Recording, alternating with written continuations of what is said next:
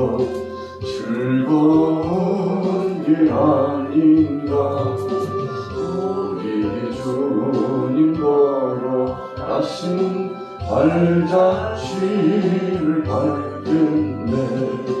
한 걸음 한 걸음 주 예수와 함께 날마다 날마다 우리 걸어가리.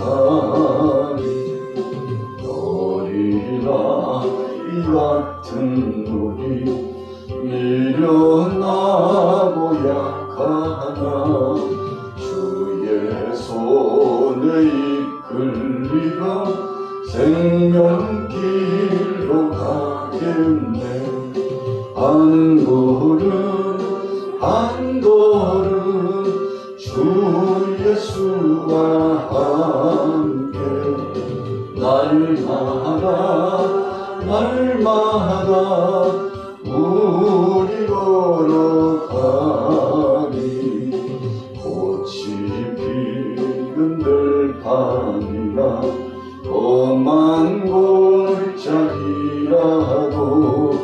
주가 인도하는 대로 주와 같이 가겠네. 한 걸음 한 걸음 주 예수와 함께 날마다 날마다 우리 걸어가니. 옛 선지자의 녹같이 우리들도 천국에 들려 올라갈 때까지 주와 같이 걷겠네.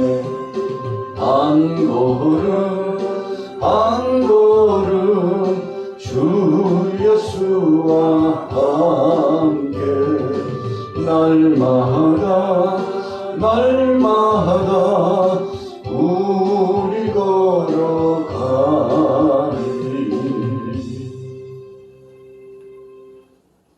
우리가 잘 아는 대로 가나안 땅은 약속의 땅입니다. 하나님께서 아브라함을 75세에 부르시고 하늘의 별을 봐라, 땅의 모래알을 봐라, 능히 네가 헤아릴 수 있을진데 무수히 많은 그 별과 모래알처럼 이 땅을 너와 네 자손에게 주고 그리고 무수히 많은 백성들을 통해서 나라를 세워주시겠다고 하나님께서 말씀하여 주셨습니다. 이것은 하나님이 믿음의 조상 아브라함부터 시작하여 택한 백성들에게 주신 약속의 말씀입니다. 그래서 반드시 실현될 수밖에 없는 것이고 하나님은 실현하시는 분이 아닙니다. 약속하셨다가 약속을 깨시는 분이 아니기 때문에 반드시 그 땅을 주실 것이라고 말씀했는데 그 약속대로 약속의 땅을 허락하여 주었습니다. 우리는 직전 강론 시간을 통해서 12지파가 땅을 분배받고 하나님의 약속대로 그 땅에 들어갈 수 있는 발판이 다 준비되었습니다. 이제는 이 백성들이 그 약속의 땅에 들어가서 살 수 있는 하나님의 말씀을 준행하는 삶의 법칙을 훈련받고 있습니다. 어떻게 하면 풍성하고 은혜롭고 하나님의 사랑을 받고 신명기서의 말씀처럼 행복하게 살아갈 수 있을까? 그 행복의 비결은 무엇일까? 정말 기름진 땅, 젖과 꿀이 흐르는 땅에 들어가게 되는데 그 약속의 땅에서 누리면서 살 수 있을까? 그렇다면 누리면서 사는 법칙은 무엇일까? 하나님께서 상세하게 말씀을 해 주셨습니다. 오늘 우리가 신명기서 말씀 8장 2절에 보면 이렇게 말씀했죠. 네 하나님 여호와께서 이 40년 동안에 네게 광야의 길을 걷게 하시는 것을 기억하라. 이는 너희를 낮추시며 너를 시험하사 내 마음이 어떠한지 그 명령을 지키는지 지키지 않는지를 알려 했다. 우리가 너무나도 잘 기억하고 잊어서는 안 될 말씀, 신명기 8장 2절과 3절의 말씀이죠. 하나님은 광야 40년 동안이나 이 백성들이 순종하지 않는지 순종하는지, 그래서 순종하는 자에게 어떤 복을 주시는지를 철저하게 깨닫고 알게 하셨습니다. 그래서 신명기 8장 3절에 이어서 보면 너를 낮추시며 너를 줄이게 하시며 또 너로 알지 못하면 내 조상들도 알지 못하던 만나를 내게 먹이신 것은 사람이 떡으로만 사는 것이 아니요 여호와의 입에서 나오는 모든 말씀으로 사는 것을 알게 하려 하셨다. 여러분 40년 동안 광야에서 만나를 먹었습니다. 약속의 땅에 들어가서 첫 농사를 지어서 먹게 되었을 때 비로소 만나가 그쳤다고 했습니다. 하나님은 세미한 하나님입니다. 아주 상세하게 감찰하시며 우리의 일거수일투족을 책임져 주시는 분입니다. 예나 지금이나 마찬가지입니다. 그런데 이 택한 백성들을 광야에서 시험하시고 마침내 약속의 땅에 이끌어 들이셨는데 믿음 있는 사람들만 바로 그 땅에 들였습니다. 믿음 없는 사람들, 불신앙으로 행했던 사람들은 광야에서 다 죽었습니다.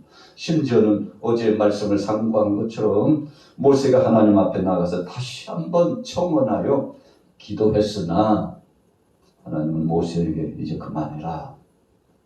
그만해. 더 이상 기도하지 마라. 하나님께서 말씀하실 만큼 철저하게 들어갈 자와 들어가지 못할 자를 구분해 주셨습니다.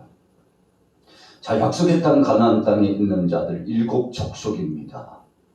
대표급에 속한 7족속들을 철저하게 하나님께서 쫓아내시는데 그냥 순식간에 쫓아내지 않고 오늘 7장 22절에 보면 조금씩 쫓아내시리라. 단계적으로 차근차근 쫓아내시는데 마침내 다 몰아내실 것이라고 했습니다. 왜 조금씩입니까? 그곳이 바로 광야라고, 그리고 바로 그곳에 있는 땅이 적박한 땅이 되어서 마침내 백성들이 살만한 땅이 되겠습니다만, 그러나 살 수 없는 땅이 될까봐 거기에 있는 잡족속들을 서서히 쫓아내셨다고 말씀하고 있습니다. 7장 22절에 보십시오. 너는 그들을 급히 멸하지 말라. 들짐승이 번성하여 너를 해할까 하노라. 여러분, 사람이 산다고 하는 거, 함께 산다는 것 너무 감사한 것이죠. 그러나 함께 살아도 같이 살아야 될 사람이 있고 같이 살아서는 안 될 사람이 있는데 어떤 사람들입니까? 우리가 신명기 8장 19절에 보면 내가 만일 네 하나님 여호와를 잊어버리고 다른 신들을 따라 그들을 섬기며 그들에게 절하면 내가 너희에게 증거하노니 너희가 반드시 멸망하리라.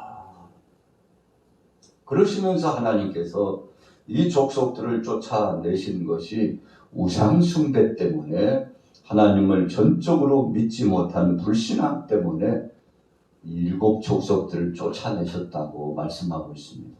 그러면서도 사랑하는 택한 백성들도 그 땅에 들어가서 혹시라도 우상숭배에 빠지면 너희도 쫓김을 당할 것이니 명심하라. 그런데 우리가 역사적인 사료로 보면 솔로몬 왕 이후에 우상숭배가 만연해서 결국 나라가 둘로 갈라졌지 않습니까? 나라만 갈라졌나요? 시대의 흐름에 따라 선지자들을 파송하시고 경종하셨지만 하나님의 말씀을 듣지 않았습니다. 그래서 북이스라엘이 아수리에 멸망당했죠. 하나님께서 징치하신 겁니다. 그것을 거울처럼 보았던 남유다도 정신을 차리지 못하고 100년 이상 더 지나서 마침내 남유다도 바벨론의 멸망을 당했습니다. 이유가 무엇입니까? 하나님이 내쫓아내신 겁니다. 쫓아내셨어요. 누구를 통해서요? 바벨론과 아수르를 통해서 백성들을 쫓아내셨어요. 하나님이 약속의 땅에 들어가게 하시고 풍성한 은혜를 누리게 하시고 정말 평강의 복으로 살게 하셨는데 그 은혜를 알지 못하고 다시금 버렸던 우상 숭배를 가지고 들어왔기 때문에 그렇습니다. 솔로몬 왕이 엄청나게 많은 궁녀를 두고서 이방 사람들을 끌어들였는데 그 이후로 이방 여인들이 들어올 때마다 우상단지 하나씩을 가지고 들어오니까 나라가 어떻게 됐습니까? 온갖 우상 숭배로 그래서 상당히 지어지고 결국은 하나님 앞에 영광 누리는 예루살렘 성전의 의미가 퇴색해지고 예배 중심으로 살아갔던 백성들이 함께 타락했는데 왜 타락했나요? 이방인들을 따라서 답습했기 때문에 그렇습니다. 여러분 우상 숭배라고 하는 것이 이렇게 무서울 정도로 우리를 지배해 온다는 것입니다. 그래서 하나님께서 오늘 7장 1절에 7 족속을 쫓아내 결론하셨어요. 그리고 7장 2절에 보세요. 내 하나님 여호와께서 그들을 내게 넘겨 내게 치게 하시리니 그때 너는 그들을 진멸할 것이라. 그들과 어떤 언약도 하지 말며. 자, 이방인들을 만나거든 서서 이제 쫓김을 당할 텐데 그들과 어떤 언약도 하지 말며 불쌍히 여기지도 말고 또 혼인도 하지 말고 너희 자녀들을 주지도 말고 그들의 자녀들을 드리지도 말고 철저하게 내쳐야 된다는 것입니다. 그 이유는 바로 7장 4절에 나와 있습니다. 그렇지 않으면 그가 내 아들을 유혹하여 그가 여호와를 떠나고 다른 신들을 섬기게 될 것이다. 약속을 하고 그리고는 나아가서 같이 통혼도 진행했습니다. 말씀을 불순종했죠. 그러다 보니까 더 좋은 일이 일어났으면 좋겠습니다만 그들이 갖고 있는 우상 숭배를 그들의 자녀들이 같이 가지고 들어왔습니다. 백성들이 타락하기 시작했습니다. 여러분 이것은 역사적인 실제 사건을 통해서 사람이 얼마나 간사하고 또 사람이 타락되어지고 나라가 멸망되어지는 근본이 무엇인가를 잘 가르쳐줬죠. 여러분 한 나라도 세계 모든 족속들도 개인도 가정도 우상 숭배 때문에 망하는 겁니다. 하나님보다도 더 사랑하는 것이 있기 때문에 멸망당하는 것입니다. 그래서 하나님께서 10계명을 주실 때 제1계명과 제2계명은 하나님 중심으로 믿음으로 살아가며 우상을 만들지도 말고 숭배도 하지 말라고 그렇게 말씀을 했죠. 너무 중요한 것이죠. 그래서 계명 중에도 첫 계명 하나님 사랑 가운데 그 계명 중에서도 첫 번째, 두 번째 계명을 우상 숭배하지 말고 하나님만 섬겨라.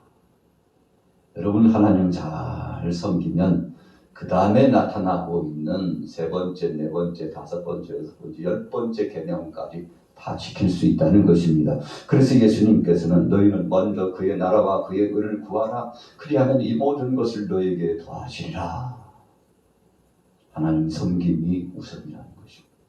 여러분 그래서 우리가 하나님 앞에 물질을 올리고 시간을 드리고 마음을 다하고 나 자신을 세워주시며 가정을 세워주신 하나님, 이 나라를 건설해 주신 하나님 앞에 감사하고 그분만 섬기고 나가면 여러분 만사 형통하는 복이 따라오는 겁니다.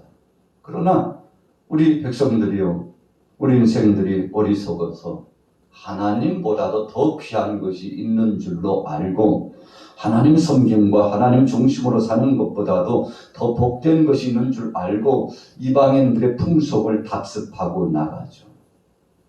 그래서 하나님께서는 너희는 7 족속을 몰아내고 그리고 언약도 하지 말고 혼인도 하지 말고 유혹에 넘어가지 말고 그리고는 섬기지 말며 5절 이후에 뭐라고 말씀했습니까? 오직 너희가 그들에게 행할 것은 이러하니 그들의 제단을 헐며 주상을 깨뜨리며 아세라 목상을 찍으며 조각한 우상들을 불살라라. 예수님을 처음 믿을 때 불신앙 속에 빠져있던 사람들이 두려워하는 것이 무엇입니까? 우상단지를 처치하는데 굉장히 망설입니다. 그것이 신이었기 때문에, 그것이 나를 지배한다고 생각했기 때문에, 그래서 어떤 때는 목회자를 모시고 가서 또 교회에 사랑하는 동역자들과 함께 가가지고 집에 있는 이 신주단지, 우상단지를 척결하고 깨뜨리고 불태우고 그리고 땅에 묻고 완전히 그 모든 것들을 제하는 거 아니겠습니까? 부들부들 떨어요. 귀신에게 종노릇하면서 살았기 때문에 그렇습니다. 악한 권세 지배함을 받았기 때문에 그것이 해코지할 줄 알고 그렇습니다. 그러나 아무것도 아닌 거죠. 우리 비조 세계에서 하나님 말고 어떤 숭배의 대상도 있을 수 없다는 것입니다. 그래서 지혜롭게도 하나님 앞에 믿음을 가졌던 모든 사람들은 사사기 시대의 사사기 6장 25절에서 27절에 보면 기드온이요, 맨 먼저 한 것이 무엇입니까? 집안에 있는 바알과 아세라상을 철폐하는 것이었죠. 그래서 믿음 있는 사람, 용맹스러운 사람 총 10명을 데리고 가가지고 그 모든 바알과 아세라상을 깨뜨리고 그리고 제하여 버리죠. 그렇게 됨으로써 가정과 친속 안에 또 동네 안에 있었던 나라 안에 있었던 우상 숭배를 정리하는데 하나님께서 그를 기뻐히 보셨습니다. 그리고는 기도원을 중심으로 큰 성읍을 이루어 주셨는데 여러분, 하나님께서 이처럼 우상을 철폐하게 될 때, 우리 개인에게 있는 만몬신을 철폐하게 될 때, 하나님보다도 더 귀하게 생각하는 것들을 내려놓게 될 때, 그때부터 하나님이 역사해 주셨죠. 레위기 26장 1절에서 13절도 보니까 우상 숭배를 하지 말고 하나님만 섬기라 그랬어요.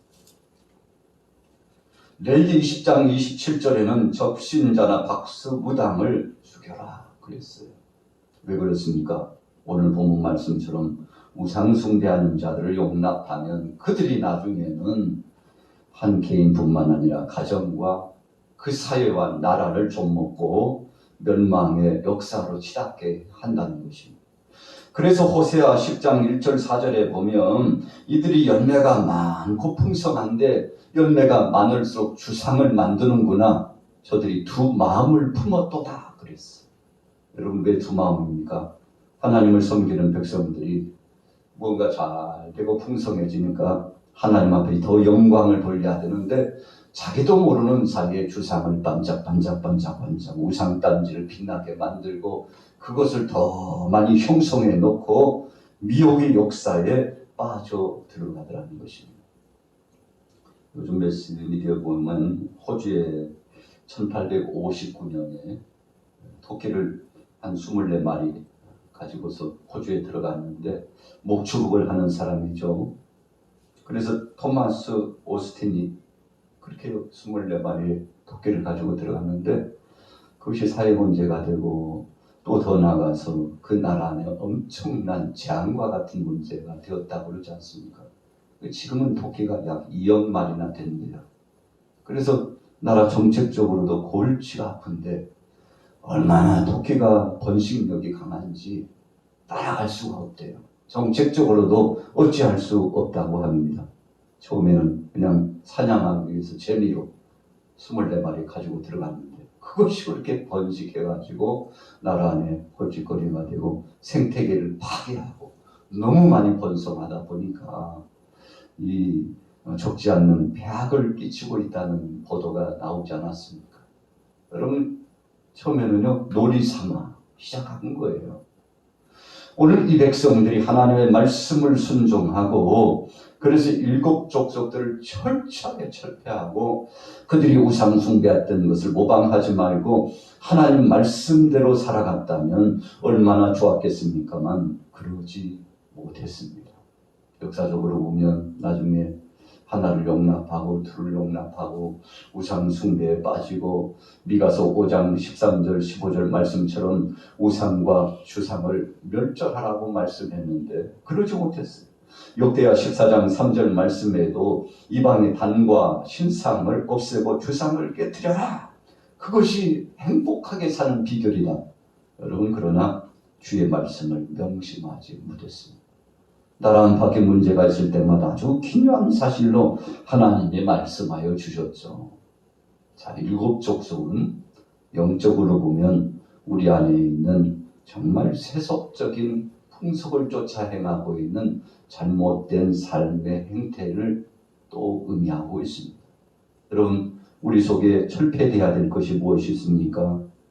여러 가지가 우리 속에 마치 7 족속들처럼 악한 것처럼 갈라디아서 말씀하고 있는 악한 것처럼 에베소서에 말씀하고 있는 대적자처럼 그렇게 도전해 오는 것들이 있을 겁니다. 그러나 하나님 말고 더 사랑하고 쫓아야만은 이 모든 것들을 철폐하고 깨뜨려서 정말 순수성 있는 믿음으로 예수님 한 분으로 만족하고 하나님의 은혜에 감사하며 주님 뜻대로 살아간다면, 그래서 개인이나 가정이나 사회나 이 나라는 우리 속에 있는 우상을 철폐하면 새로운 갱신이 되고 변화가 되는 것이죠. 오늘 하루도 주님이 주신 말씀처럼 철저하게 쫓아내고 제할 것은 제하고 씻을 것은 씻고 불로 태울 것은 태우고 땅에 묻을 것은 묻고, 야곱이 베델로 축식하야 되는데 그러지 못하고 세겜 땅에 약 11년 동안 거닐다가 참 큰 낭패를 당했지 않습니까? 나중에 정신을 차리고 야 가자, 우리에게 있는 우상을 다 가져와 모아, 그리고 상수리 나무 아래 묶어서 새 마음을 가지고 베델로 올라가는데 그때부터 탄탄대로 길이 열려졌지 않습니까? 여러분, 오늘도 행복의 비결은 다른 데 있는 것이 아닙니다. 바로 하나님을 바라보고 그분 말씀 중심대로 나아가면 하나님이 책임지시는데, 이 큰 믿음으로 오늘도 승리하시기를 예수님의 이름으로 축원합니다. 살아계신 하나님 아버지, 은혜를 감사합니다. 우리 안에 있는 7 족속들이 있습니까? 이 나라 안에 있는 7 족속과 같은 것들이 있습니까? 이 모든 악습들이, 우상 숭배가 다 지혜지기를 원합니다. 불 같은 것으로 태우시고 물 같은 것으로 식혀 주시옵소서. 우리는 약하여서 늘 넘어지기 쉬우오니 주님이 도와주시고 성령님 함께하여 주시옵소서.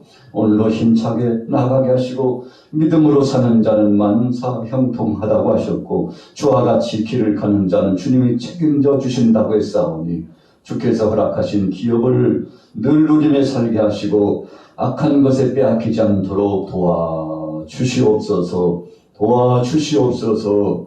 예수님의 이름으로 축복하고 기도 올렸사옵나이다. 아멘.